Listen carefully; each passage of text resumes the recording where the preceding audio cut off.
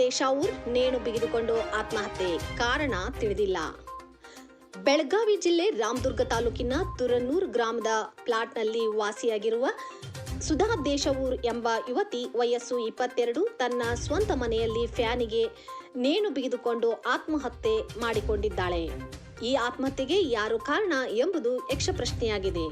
ನೇಣು ಬಿಗಿದುಕೊಳ್ಳುವುದರ ಬಗ್ಗೆ ಯಾವುದೇ ಕಾರಣ ತಿಳಿದು ಬಂದಿಲ್ಲ.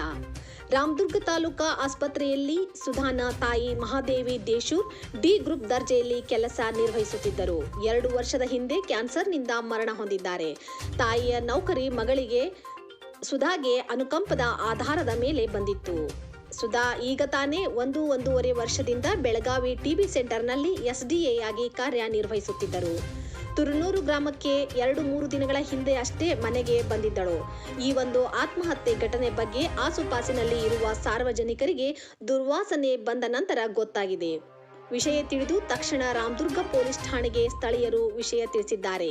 ವಿಷಯ ತಿಳಿದ ತಕ್ಷಣ ರಾಮದುರ್ಗ ಪೊಲೀಸ್ ಅಧಿಕಾರಿಯಾದ ನಿಂಗಪ್ಪ ಕೆಂಪಶಿವಣ್ಣವರ್ ಸ್ಥಳಕ್ಕೆ ಆಗಮಿಸಿ ಭೇಟಿ ನೀಡಿದ್ದಾರೆ.